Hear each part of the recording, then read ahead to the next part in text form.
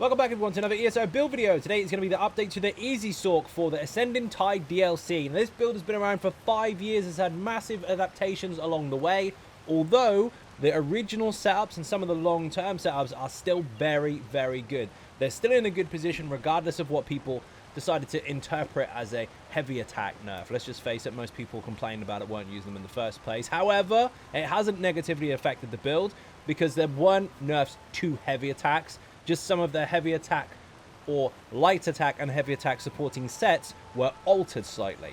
But for those of you really worried about that kind of stuff, don't worry, this is still fine. If you're using the previous setup, it doesn't need to change. However, for those of you that want that little bit more, a bit of a kick to it, more damage, more survivability, whatever you want out of it, now we've got some more options. So first of all, let's go into the stats. Got to buff some bonuses on. Yes, you might notice one that is a little different from before. Now, we are on 33.9k max magicka, which may not seem like a lot on the surface, but don't worry, that does actually work out quite nice. We're on 26k max health, which is very nice indeed, and we're on 15k stamina. That's a lot of stamina for a magicka build, and that is going to help us a lot with one of our skills in particular, and of course with the ability to CC, break, dodge roll, and all that good stuff inside actual content. Our recovery across the board is 978 for magicka recovery, which is pretty good. 599 for health recovery and 945 for stam recovery. So our stam amount and recovery are both very high for a magicka build, if you like. Now, we'll put our buffs back on because we just lost a couple there. Our spell damage currently is on 4519, but that will go up because we have a back bar glyph. We've got other bonuses to consider. That will go way above 7k inside actual content. And of course, we're on 57.6, which will be with one minor bonus. 60%. In fact, 63.3, which is very nice. Now, there are multiple options for this. I'm going to get to that in a gear in a moment, but these are our base stats for the basic version. As you can see, again, our resistances are currently sitting on 20 and 16. Now, they will actually go up to around 23 and 19 almost, depending on how you set this up. Again, there will be options regardless of where you are in the game. Anyone can use this. Now, of course, we've got 64 points into max magicka. We're using the Thief Munderstone, and we're using flat food. It is a bug. It does say there's 0-0, but it actually gives you 5k health and almost 5k max magicka as well. In fact, 5.3k max health. Now, of course, we're going to go into the gear. I did say already that the original setup is still absolutely fine. In fact, any setups you've ever seen for this are absolutely fine. But we're going to go over the what's, the ifs, the whys, and all the rest of it, and some very different setups while still maintaining the same rotation that you already understand. So, first of all, for those of you that are really worried, no, you don't have to change a bloody thing. Yes, you can still use Zahn or Jeff as the monster helmet, as you can see here. Crit chance plus a big fire beam, which is mega, and it happens with lights and heavy attacks. One was guaranteed to fire that on cooldown. Very powerful. Medium with magicka on and divines on both. Infallible Ether is still absolutely perfect. 2 crit chances, which is great. An extra spell damage bonus. More damage for all stuff that you hit in dungeons, trials, and arenas. And of course, the final bonus is not for the minor vulnerability, although we will take it. I mean, we've got it on tap anyway because we're doing so much lightning damage, but we'll take the free bonus there. But at the same time, this does increase your heavy attack damage by 900. Now, that sounds like if you did 20,000 on a heavy, you'd get 20,900. No, wrong. It's 20,000. It's 20,000 plus the scaling effect from this. So this does actually add a lot to your overall heavy, especially during off-balance situations. Your heavy attacks do a set amount of damage at base, then you buff it with spell damage and all that good stuff, especially with magicka as well. Then you add a scaling factor here with an extra 900 damage at base. Then when you get to off-balance, if the target is off-balance in your heavy attack, you then do a further 70% increase to your heavies as well. On paper, this looked tiny. In reality, it's huge. Also, alongside all of this stuff, we have, of course, got the Undaunted Infiltrator. We're not using the Undaunted Unweaver on purpose because 2 reasons. One, this gives us a really good stam bonus, which is great for our survivability, our maneuverability, and agility all at the same time. And, of course, it allows us to then maintain our stamina within those situations, even if we have to dodge roll, plus allow for our new skill, which is stamina-based. If you used Undaunted Unweaver, you've got 2 massive problems. In fact, 3. 1, you won't have enough stam resources to maintain the one skill we're using. 2, you won't have the extra stamina here, so you won't be able to dodge and weave and all the rest of it while basically nuking your stam bar with a skill that we're using. And 3, while it gives the same bonus technically at the end, you will have to use a stamina ability every 10 seconds. So while you could argue, well, just use a beast trap, that's 18-second duration. Or we'll just use hurricane, that's 20. You don't need to spam those. They're ineffective if you spam them. You might get an extra benefit out of the initial pop of the beast trap, but trying to maintain that inside a rotation that is already working will just mess everything up, and you actually end up getting less damage. Yes, your light attacks and your heavy attacks may be the same as far as damage numbers are concerned, but your overall DPS will drop because you added more stuff that doesn't need to be there. And in the meantime, like I said, if you're in a CC situation, you've now got no stamina left because you're overcasting something you can't afford. One more thing to note, by the way, and I know this has been used a hell of a lot and people still can't see it. People have tried to duplicate this build over the years because it's very, very successful. It is the most popular sorcerer build in the world and has been for a long time, whether you like it or not. Note, by the way, you don't have to like it. Now, this set. Do not put that set on this build. Does it increase your light and heavy attack damage more than the Undaunted Infiltrator? Sure. Does it stack? Yeah, it does, actually. But here's the problem. When you deal damage with a light or a heavy attack, within melee range, you add the damage bonus, and it only lasts for 5 seconds. Basically, you need to, every 5 seconds, make sure that you definitely light or heavy within 5-meter range. 7 if you're a DK. You're never going to do that. You might do it in a stack and burn fight. It looks great on the dummy, but in content, 99% of people that use this build go in and out of range all the time because it can adapt to mechanics. If you're not in the face of the enemy with this, 100% of the time, you're going to have massive downtime on that set. And from experience and from feedback and, of course, watching people and teaching them on one-to-one basis, barely anyone keeps this up in actual content. Because, let's face it, you feel like you're using a ranged build. Anyway, while that is something to consider, this set here does apply itself 100% of the time with no effort. You need to use a magic skill. That's easy. We're using a magic spamable. We're using magic on our build throughout. So all you have to do is keep going. You don't have to do anything specific. You don't have to be in range. You don't have to be in a certain position. You don't have to do anything special. You just have to play your game. This doesn't have any, oh my god, I have to think of something else application. Just do what you're doing.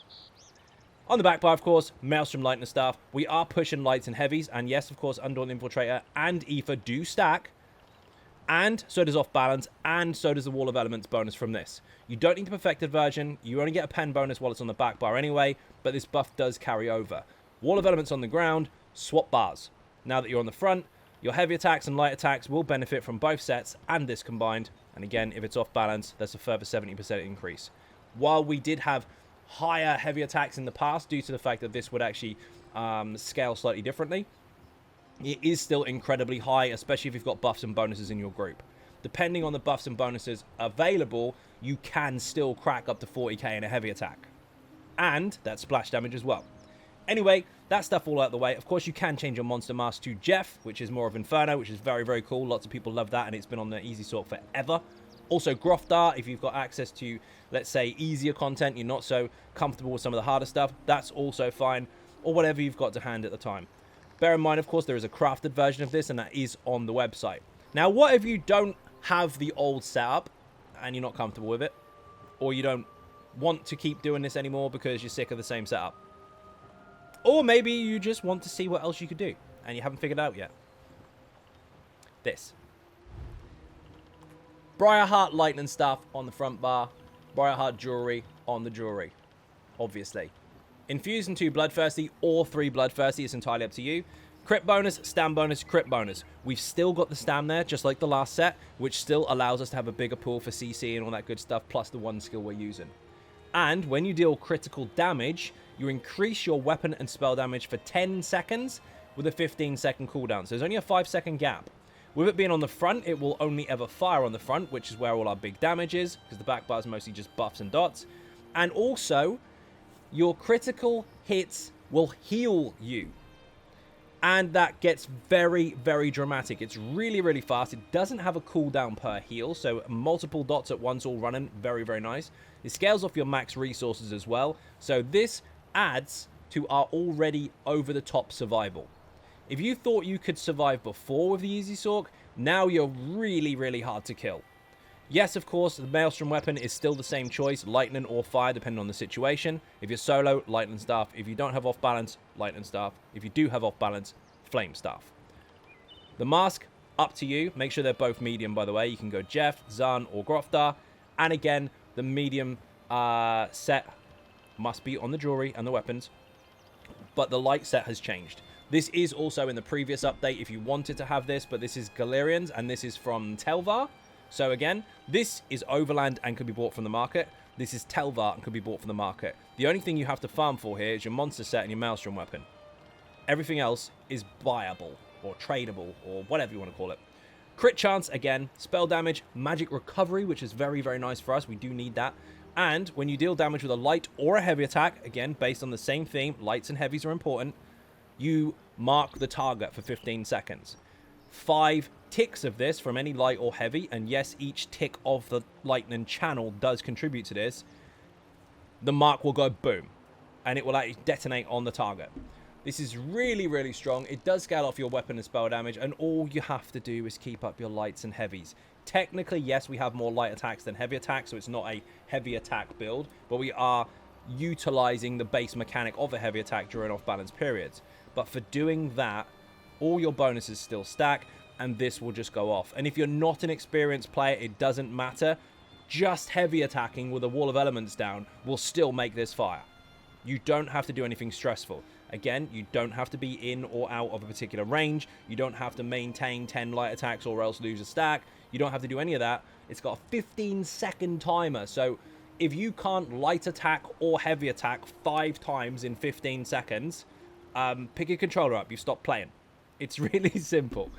Now, there are other options that you can go with. Of course, I did mention Reliquin. You can have Ether on the front bar and 3 pieces with Reliquin on the jewelry and 2 pieces. I mean, then you're going to have to figure out your resource management. You can go with light helmet and shoulders if you want. That will actually put you over 100k DPS, which is nice, but that's more advanced. But if you want to stick to the basics, this one is absolutely fine and always has been. This one is new and improved and heals you more and is easier to acquire.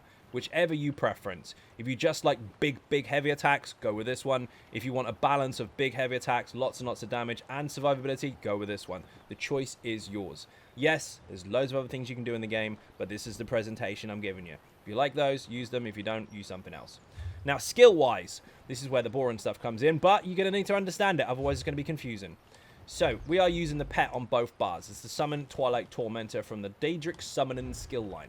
Now, every single time you activate this, obviously it will give it a buff, which will last 15 seconds. So don't try to spam this. You don't need to. It's already doing its damage. Just activate it when the buff is required. Now, that's going to be in the rotation, every rotation, which will have a little bit of a fall off there. You will have a kind of, you'll overlap even, but not too much. If you spam it, you're just going to waste your magicka. The reason we want to buff the pet is because over 50% health, this does more damage. But under 50% health, you want to stop casting it. Don't cast it ever again. It's going to continuously do damage. Just leave it there. It's a free dot that you don't have to stress yourself out about. And it can stay at range if you kind of fire it, start fighting from range or whatever. Just remember, though, if you do want this to hit a particular target rather than the one you're on, or maybe you've switched targets and you want it with you, heavy attack it, which is in our rotation anyway, lucky us, and it will change targets. So at any time you want it to change targets and you want to control it, all you need to do is heavy attack. So to make it simple, buff it every rotation until the target is under 50%, then stop firing it, forget you've got the skill, it's doing its job anyway. Very simple. I know lots of people don't like pets, but it's really, really basic. It's not like the Scamp where it starts stunning stuff, it's really awkward for the fucking tank. This is simple. Daedric Tomb is next. This is in the Dark Magic skill line. Last ability to unlock. This is very expensive. Daedric Mines first, morph it to Daedric Tomb. You won't see the full effect in the original morph or version, but once you've got this, it's a life changer. It's very simple. It puts 3 mines on the ground and they pop instantly if a target is hit. If not, they'll remain on the ground for a further 15 seconds until something runs into it. You can fire it from range, you can fire it close up, doesn't matter, but it will take some practice to aim it. Or just put it on the ground and make things run into it. It's up to you. But this does magic damage and immobilizes targets as well, not stun, so they can still be chained. And this is a little tricky, but you can hit multiple targets with this. And you can hit one target with multiples of this. So it works both ways. Now, I'm going to demonstrate that very quickly. I don't normally do this in the skills part, but we're going to do it anyway. As you can see here, let's get rid of the pet for now, because he's going to start fighting for me. Now, we've got rid of the pet because he's going to get in my way, but this is how you should apply yourself here. See the feet on the target? The cursor is right there. Doesn't matter whether I'm standing here, 2 will fire. Or I'm standing all the way over here. I'll still aim between his feet.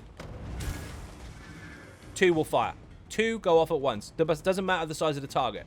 2 for him and 2 for the big dummy over there, or a massive dragon or a tiny rat. Doesn't matter. If you aim at the center of the hitbox on the ground of that particular target, if you can figure that out, then you will always make 2 go off. If you miss, you'll make 1 go off. But if you have it on the side, this is tricky, and line it up with the feet, 2 will go off anyway. So there are very, very common situations where you will actually make 2 fire at once. That will take a bit of practice, but at the end of the day, it really doesn't matter if you don't make both pop at the same time, because let's face it, if this has got 1 mine on it, other enemies can still run into these, and basically you've still got 2 free spammable type abilities on the ground without having to recast them. And then if you're in a big cluster like this, well, you know what happens. Boom. Multiples get hit. It's great. Anyway, it's very important to get used to that skill. It is very expensive, which is why we have built our gear and our rotation and everything to allow for very strong, high resource returning heavy attacks to fill the gap for DPS while we are getting back the resources for this expensive skill. Once you're in a high resource gaining situation, maybe you've got loads of buffs and bonuses from your group, you can borderline spam it. But during the time that you can't, look for off balance, which I'll show you how to do in a moment, and make sure you heavy attack during the off balance phases and not on the non-off balance phases. However, if you want to heavy attack pretty much all the time, that's also not a problem. You'll still benefit. It's going to work. We'll get more into that in the rotation. This may be a scary skill for most. Yes, of course, you can change to crystal frags if you want, but you're going to lose 10k DPS. Yes, that was tested. Yes, that's an accurate figure. The choice is still yours, however. Hardened Ward. This is simple. This is the damage shield. This goes on your bar and stays there, and you activate it if you're in trouble. Conjured Ward, morph it to Hardened Ward. This is the bigger version of the shield of the 2. The other one just gives you more recovery and it's a bit smaller. This basically is scaled off of your maximum magicka, so the more magicka, the stronger it is, but it's capped at your max health. So the higher your health, the higher this can go, but it is based on your magicka. So if you've got low magicka, the shield will only go so far. If you've got high magicka, again, it will go so far, but higher, but your health will determine how much of that you're allowed. It's quite simple. If you're in trouble, activate it. If you're not, don't.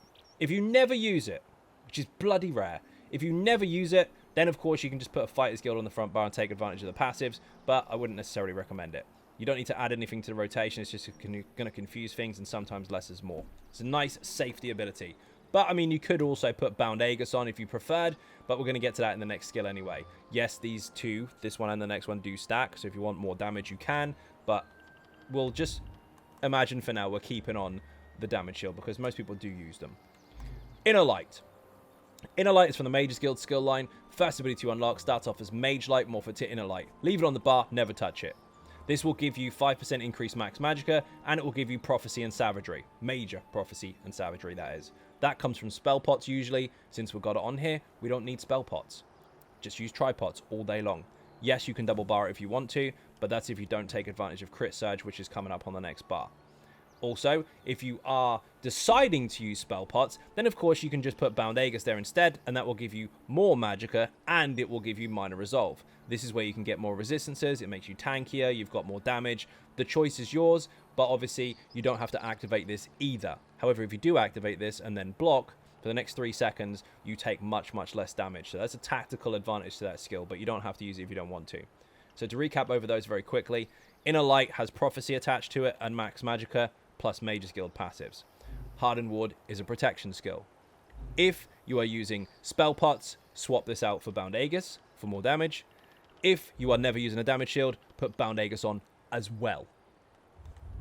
Execute, very simple. When the health is low, under 20%, activate Mage's Wrath. use this now as your spammable rather than your mines. Just bear in mind, of course, if your group is very tactical and they can appreciate the builds that are in the group and actually work towards their strengths, some tanks are capable of putting enemies up in corners and in the walls and all the rest of it. The mines will bounce off the walls, so you can sometimes fire 3 at once. But that is a tactical advantage of the skill. It's not going to apply to everybody. Anyway, under 20%, this will do more damage. Over 20%, the actual pop won't happen. However, if you apply this before 20% health, it will have a 4-second timer on it. If it reaches 20% health before the timer runs out, then it will pop. So basically, light attack spam the hell out of this during execute instead of these. Jobs are good. Flawless Dawnbreaker is on the bar for passives. You can activate this if you want to, and it will do physical damage over time and an initial burst, and it will give you weapon and spell damage. But I would only use this in an emergency if you don't have enough ulti for the back bar. The back bar ulti you want to use as much as humanly possible. There's going to be a couple of options for that, but the back bar one is better overall for damage output for us. But this is an emergency and passive. We know the pet is double barred. We've done that bit. Yes, of course, we've got Wall of Elements on the bar, but it is morphed into Unstable Wall of Elements. If your rotation sucks, use the other version of this because it lasts longer. If your rotation is good, use this one. It will do more damage. There are different benefits based on the type of Destro Staff you are holding. For us, we're using a Lightning Staff, which means if enemies are concussed with a Lightning status effect while inside the Wall of Elements, they will be knocked off balance, which you can control. We are actually bringing that ourselves. It's very, very powerful. It's almost got a guaranteed uptime. 15 seconds up, 7 seconds down. That's the wrong way around. 7 seconds up, 15 seconds down. But if that's already covered, then you can go for a Flame Staff. If you go for a Flame Staff, then of course you will get the same damage output, but enemies inside of it, if they end up burning, will take more damage from this skill. Also bear in mind, fire damage can be enhanced by Dragon Knights and by the Encratis monster set. So in some situations you will benefit more from Flame, other times you will benefit more from the Lightning. Depends how your group is comprised. If you're solo, always go with Lightning. We are using Hurricane. Yes, this changed. So if you do like the previous setup and you prefer to use Boundless Storms, of course, that has now got a 30-second timer, so it's much easier to manage, but it does have a speed boost at the beginning with less damage overall. That can actually cap out, without buffs and bonuses, on a basic dummy, based on how we are, about 2k a second DPS-wise if you are critting all the time. Now, Hurricane, however, has a shorter duration, but more damage. This actually, at peak, when it's at its highest point, can actually do about 4.5k a tick. Obviously, on the dummy and in buffed situations, it can go far higher than that. It can actually challenge Reliquin damage-wise. It's really, really strong. But it's area of effect, damage over time, and you must let this almost either run out or slightly overlap it. Don't spam this. Don't overuse it because you're not going to get anything from it. The longer this is running, the faster the damage escalates. It will just grow and grow and grow. So it will end up growing to a 9-meter radius instead of 5, and it will end up doing 160% more damage. So people that spam it are only going to get the lower end of this. You might as well stick to Boundless Storms. The choice is yours. The resource cost is different, but the damage output is higher with this. You are going to have to cast it every second rotation, whereas Boundless you can get away with every third. Now, this is Crit Strike. This is... can't even do words. This is Crit Surge. We're keeping that in. Fuck bloopers. Now, this is basically your Sorcery and Brutality. So you can get it from potions, yes. You can get it from your group, yes. But it's attached to this skill. And in the meantime, while this is active for 33 seconds, all damage that you do that crits will heal you. Obviously, it's got a cooldown of 1 second, but this does stack with Briarheart. So before, you would use this and be very, very strong. Some people even like to use Ring of the Pale Order with this as well. We've got Briarheart as one of our options that heals us all the time we crit. This is disgusting. They both stack. It's really hard to kill you. So much more than it ever was before. So I would not leave home without this. However, if you are comfortable enough to just let Briarheart do all the work for you, or maybe your group's got some very, very good healers, then you can, of course, swap this out for either Inner Light or Bound Aegis, which means you're going to have Prophecy on both bars, even if you're using tripots, or if you are using special spell pots, you're going to have the 8% Magicka on both bars. Either way, it's entirely up to you. There are options to swap that out depending on the player, but I would not take that off. It's a very strong skill. Last up, before the ultimate, of course, is in Stormcaller. This is Lightning Flood from Lightning Splash. This one has a longer duration and more damage, but it is quite expensive. It is lightning damage. It's very, very powerful. It does allow the group to take a synergy, which does shock damage and area of effect. There's not much else to say about it. Damage over time on the ground is really strong. But if you want more single target damage with an AoE application, it does have a small pop which does hit multiple targets. You want to use this instead, which is Scald and Rune from the Mage's Guild skill line. It does have a very small area of effect, kind of mine effect, like your mines that you have normally, but it's just one. If it hits more than one target, each target will have a damage over time ability on them, which is very long duration. But you will lose the massive AoE constant tick and damage that Lightning Flood will give you.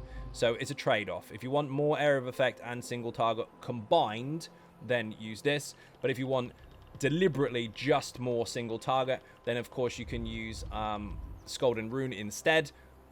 Bear in mind, of course, Scald and Rune is 1k cheaper. So again, the choice is yours. Nothing's necessarily right or wrong there. It's about preference and the situation. Greater Storm Atronach is our ultimate. This is in the Daedric Summoning skill line. There are two versions of this. One does constant damage and lasts longer, which is this one. The other one does constant damage, but it also fires AoE effects during its uptime, but has a lesser duration. The choice is yours. However, when you activate this, when it lands, it will do a big stun initially as well, which is sometimes annoying, sometimes quite helpful. But the main thing to consider this is it does have a synergy attached to it. You can't take it, but other people can. If they do, they get Major Berserk for 10 seconds. And so does your Storm Atronach. So people need to take this synergy. Even if a tank is next to this and no one else is anywhere around to pick up the synergy, just bloody take it because your pet will get buffed. So potentially more damage for you. Again, on the dummy, you can't actually demonstrate this because there's no one there to take the synergy. Which means, while the dummy looks nice for your damage numbers, there's stuff missing for us. Also, if you don't like that or don't get to use it very often because, let's face it, stuff just moves around all the time. It does have range, by the way. Then, of course, you can use a shorter duration ultimate and you can use the Destro ulti. Destro ulti is quite frankly fucking devastating. If you can use this in a big pull of ads, everything's going to die rapidly. And because we're using lightning, it does last 2 seconds longer. If you use flame, the damage is high, but the duration is down. So they kind of balance out. In some situations, though, you may want to take advantage of the strongest and longest stun in the game, Suppression Field. Does magic damage every 1 second, which is incredibly powerful, and enemies that are stunned will be stunned for 12 seconds. This is a shut up, calm down, control the room button. This is an emergency ultimate. Take it if you need it. Now, passives. These are going to be quite simple, hopefully. So this here will reduce the cost of all your abilities, not including ultimates, obviously, and not including dodge rolls, blocks, or break frees. This will heal you if you apply a dark magic ability and hit an enemy with it, and it can apply once every 0.5 seconds. So if you put mines down and it pops, that will give you a massive heal. If it hits 2 targets at the same time, you'll still only get 1. But if it hits 1 target and then another target very shortly after, you get 2 heals alongside your crit surge and Briarheart. This is disgusting. Just bear in mind, of course, the heal there looks very small, but it can crit and it does scale off of healing received bonuses and healing done and all that good stuff. It's very strong. You can end up getting 10 to 12k heals out of this. When you block an attack, your next ability is cheaper. And, of course, if you do use a dark magic ability, which we're going to use all the time, you will give your group Minor Prophecy for 20 seconds, yourself included, which is why our crit chance went up from 57% to 63%. Daedric Summon is very important, of course.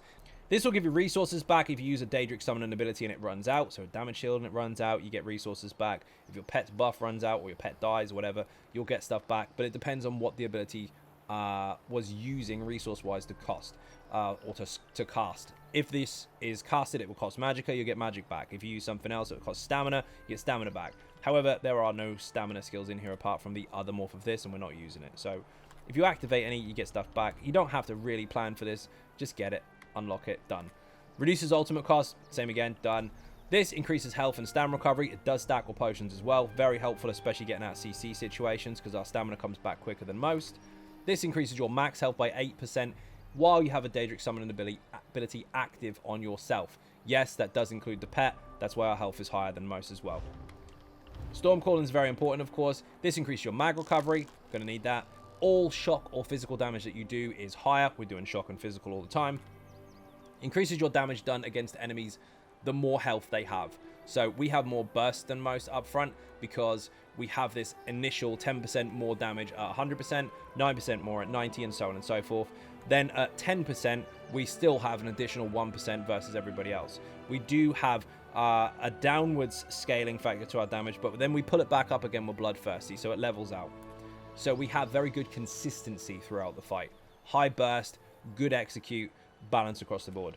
Also, we increase our weapon and spell damage for each sorcerer ability slotted. The front bar, we actually have 4, so we've got an 8% bonus. The back bar, we also have 3, well, 4 technically, count the ultimate, so we've got 8 on both bars. However, we have an extra 3% weapon damage here and spell damage because of a Fighter's Guild passives. And we're going to skip ahead to those because we've done that already. This here, just being here, benefits from this. Also, Banish the Wicked, you want to get that. 3 ulti per kill. Very, very nice. We can use our ulti more often. This will increase the damage of your Fighter's Guild abilities. Technically, we're only using the ulti. We're only using it for emergencies, but it's a nice passive nonetheless. You don't need Beast Trap. It won't fit in the rotation properly unless you're a very, very advanced player, because otherwise you have to start taking stuff off, like your survival skills and your resistances and all that kind of stuff. You have to mess with it too much. Yes, of course, you could take off your damage shield and slot this in just when you need it. You will get nice damage out of it, slightly higher than you would at standard, but again, you're going to sacrifice your damage shield to do so. Benefits from that obviously count towards this. You get extra 1% damage over the 2% the Sorc skill gives you, and you would get minor force. However, if you've got minor force in your group already from perhaps the set called Twilight, if you take a synergy from the person casting, or if you have someone guarding you with minor force as well, then you don't need to complicate this. You can just bring it within your group's composition and leave everything as it is. We'll go for Mage's Guild. Shooting Star's a very nice option, but the pet was stronger. But if you like this to just spam in big trash packs and constantly get ulti back, you can do. But above all, this is where things are important here. This passive here will give you an extra 2% Magicka and recovery for each of these skills on your bar, which is why this skill technically gives us recovery and 7% Magicka, not 5. Bound Nagus gives you 8 and a resistance. This gives you 7 and recovery. Remember, if you don't want your damage shield, you can have both. Now, armor skills and weapon skills. We are using Destro on both bars, so that's quite simple.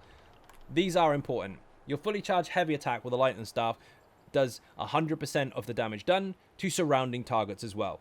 Your single target damage is equaled in AoE. Bear in mind, of course, the single target can crit, the AoE cannot. This increases your penetration with a Destro staff ability, so lights, heavies, and wall of elements. This will increase your chance while holding a Destro towards all status effects. So that means you can get concussion more often, allowing for off balance, or you can get burning more often, allowing for more damage from the wall of fire. The lightning staff equipped, you will actually increase all area of effect abilities by 10%. That includes your area of effect from your splash damage. It includes your wall of elements, your liquid lightning, all that kind of stuff. Hurricane as well is dramatically boosted by this. It doesn't mean only when there are adds. It means if a skill counts as area of effect. You can hit as many targets with it as are available, but it's a different damage type. If your target only hits a single target, then of course that will be buffed by the Flame Staff. If it only hits everything, then it will be AoE. This is very, very powerful. Yes, of course, mines, you could argue, are single target, but the rest of the build contributes towards AoE application. And of course, the lightning channel is incredible for our heavy attack resource gain, our heavy attack damage, and splash across the board as well. The amount of damage you can get in a big cluster of enemies from this is disgusting. Flame Staff is no good on the front bar for this setup. It's only useful on the back for the wall of fire if the situation allows for it. And if you kill an enemy with a Destro Staff ability, you get resources back. Easy peasy. So we are using 5 light and 2 medium. So you're going to want every single one of these. They will give you extra penetration bonuses per piece. They will give you extra weapon and spell crit rating per piece. They will give you resistances and recovery and reduction to cost. Also, the effectiveness against snares is altered because we are now quite nimble. And of course, we reduce the cost of sprint. So our standby that already has high recovery and high resource amount is now even easier to manage because we don't use so much. So we've got 5 pieces there. That's why our penetration is so high, because this bonus here is disgusting. Also, we are using 2 medium to take advantage of our bonuses here. Crit damage and crit healing. We've got 4% there for 2 pieces. Stam recovery. Then, of course, we can manage that bar easier.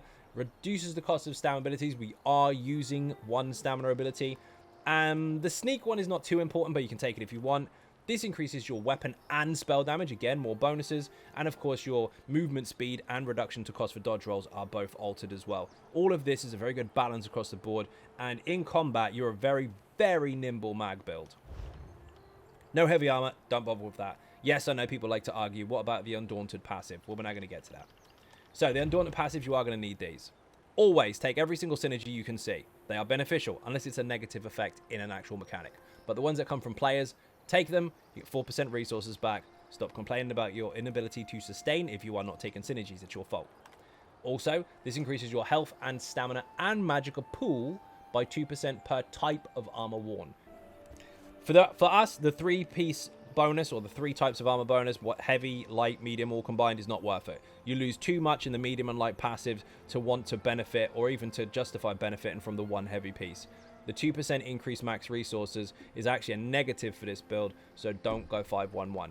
You can go 1 and 6 or 2 and 5. It's entirely up to you, but the 5-1-1 was not worth it. You don't need the extra survival because it's already built into the setup. We are, of course, a high elf. Yes, of course we are. This will give you resources back. Remember, we've got stamina in our setup. We've also got stamina usage in our setup. We've got stam recovery. We've got dodge roll reduction. We've got sprint reduction. We've got all those good things that help towards our stamina bar so we can use it in CC situations and maintain an uptime on an active skill. And this is even more beneficial from this particular race. If we use a magicka skill, we get 625 stamina back, and this can happen once every 6 seconds. So as long as we're doing our rotation, every 12 seconds we'll get just over 1.2k stam back. The ability we're using is 2k. So we basically need 800 recovery over 12 seconds to be able to maintain that. Which is easy because we're not using this more than once every 20 seconds anyway, and our recovery is over 950. How cool is that? Now, this also increases your max magicka by 2k, and this increases your weapon and spell damage by 258. Yes, across the board, both get the bonus. You do not have to be a high elf, but you do benefit from these quite a lot on this build. It was the higher performing choice, but there are others that can get almost the same, if not equal to, depending on the player. It's not a case of which one is best, it's a case of how does it benefit you. For us, stand back from using magicka. Channel gives us reduction to damage, so yes, a heavy attack means you take less damage, and we've got these flat bonuses. Other races are fine to use, you just have to weigh up the plus and minuses of them. Argonian was great, Breton was very, very good, especially with the resource costs. It was really, really nice to use lots of different races, but this is the choice for the video. This is the one that benefited, in my opinion, the most, but again, it depends on the player. There's no right or wrong for it. You're going to be able to complete everything in the game, including the hardest stuff with this, regardless of your race. It really doesn't matter. Alchemy. Medicinal use is very important. Your potions last around 35-36 seconds. Generally, if you're using just recovery or sorcery ones or tripods or whatever, if you have this bonus, they will last 47 seconds. The cooldown is 45. Never let your potions run out. If they're grey, well done, you're using your buffs. If they're not grey, pop it, otherwise you are useless. Useless is probably too harsh. Okay, you're not paying attention. They're consumable buffs. You wouldn't let your crit surge run out. You wouldn't let your resistance buff run out. Don't let your recovery bonuses from your potions run out. They are all important. They slot together to make this all work. Now, we're going to go into champion points really quick. These are quite simple. Basically, there's 4 slottables in each tree. You need to take advantage of them as soon as possible. The rest are all passives. So, you want to get to this, which is Backstabber, if you're behind the target. If you're never behind the target, then just dump it and use this instead. Fight and Finesse will give you crit damage all the time. This will only give it to you while you're behind it. These 3 need to be unlocked as well. Damage over time from Thermitage. You want Deadly Aim for single target. Yes, light attacks, heavy attacks, and our mines all do contribute to that. So does the rune if you're using it. And this is Master at Arms, of course. This directly affects our light attacks, our mines, and the burst from the Wall of Elements. And of course our Execute. So there's a very good balance across the board for all 3 of these. Yes, you can use the light and heavy attack bonus from here if you are not so good with your rotation, because that will close the gap when you are not quite applying your skills very well. But for the overall performance of the build, if you are doing it correctly and you are quite good at it, you don't need this. So to put that into basic terms, these white ones are passives. Every single build ever as long as you've got enough points, will benefit from these and will get them eventually. There's no rush, but once you get them, obviously just put them in. But you want a path to where you want to go to. So 10 points into here unlocks these two. Take your pick as to which one you want, not both. When you get to here, 10 points into here. Yes, of course, you can do the other stuff later, but that will unlock this tree here. So 10 here, 10 here, and then work on your 4 slottables. After that, the rest is up to you. You don't need any other slottables for this build unless you choose to.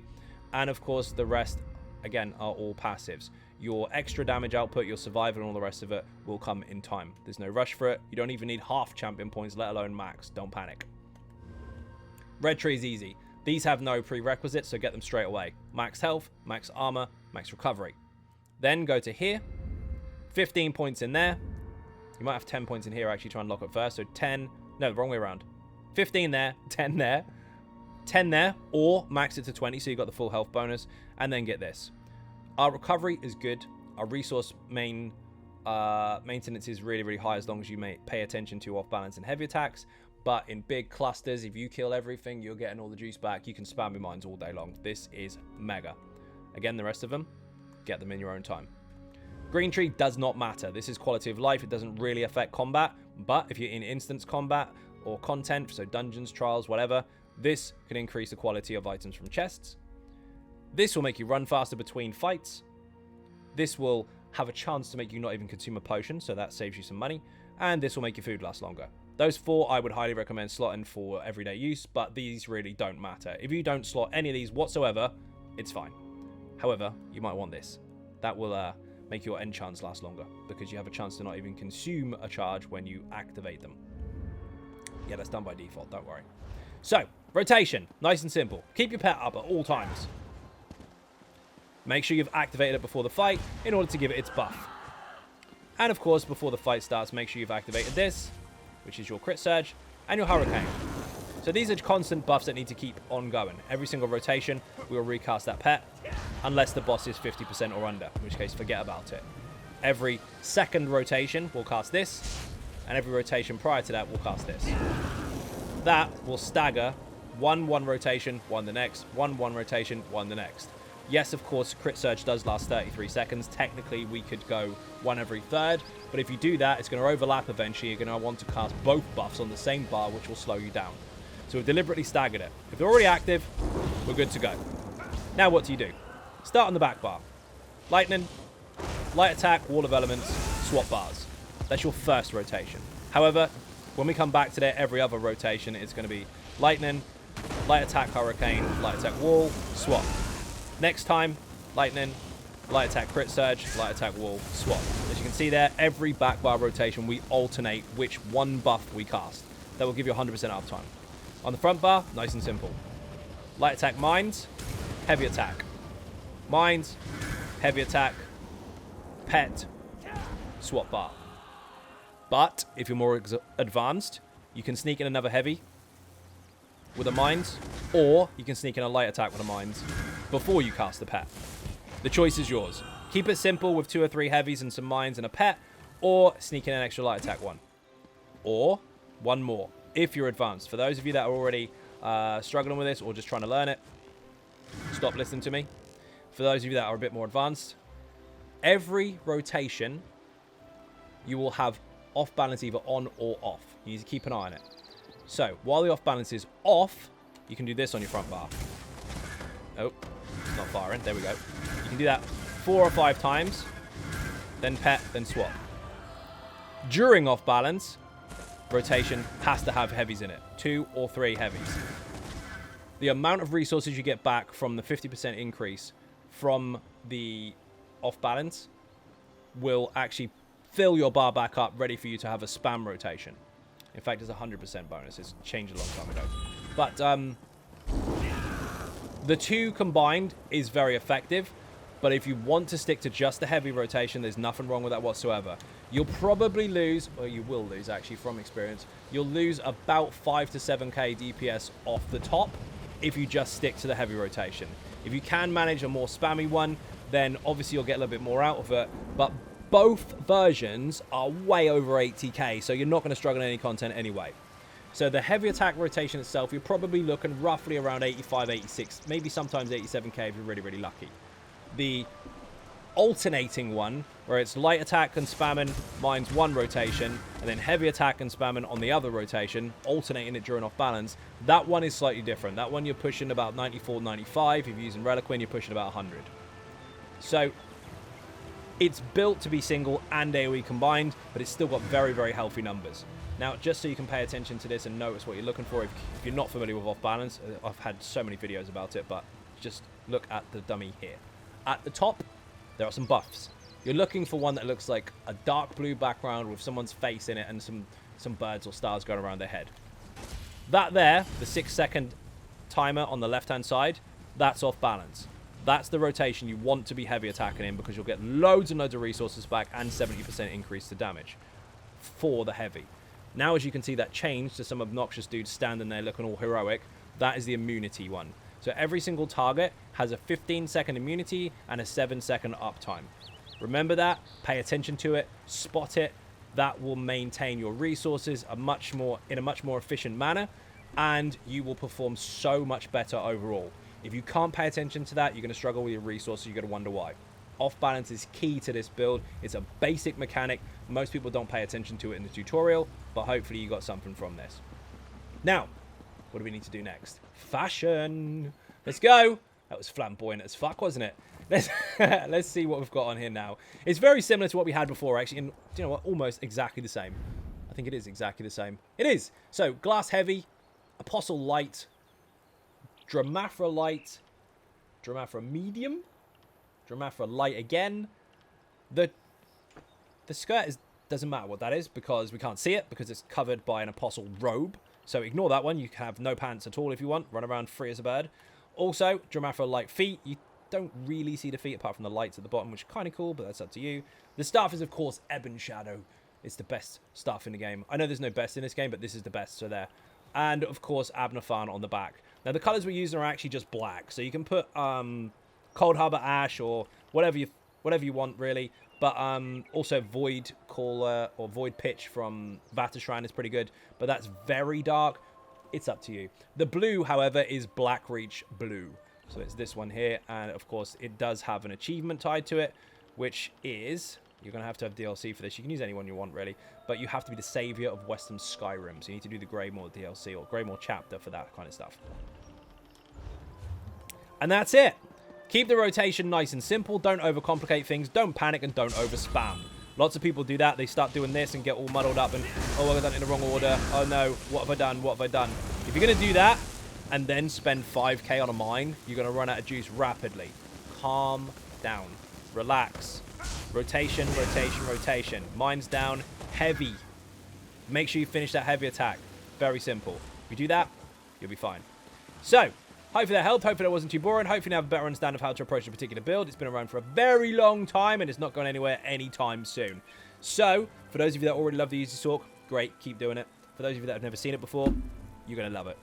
Thank you for watching. If you're not subscribing on YouTube, of course, please do hit that button. It is free. And, of course, if you want to help support outside the channel, there are some links in the info section for Patreon, Twitter, Facebook, the website, XynodeGaming.com. Don't forget the giveaway page on there. There's free stuff every day. And, of course, Instagram, which I haven't too much work on. But, again, I'm trying. Maybe I'll get to that at some point and buy a GoPro and start driving around or something stupid. Maybe that'll get some views. Right, people. Thank you for watching, and I'll see you in the next video. Bye-bye.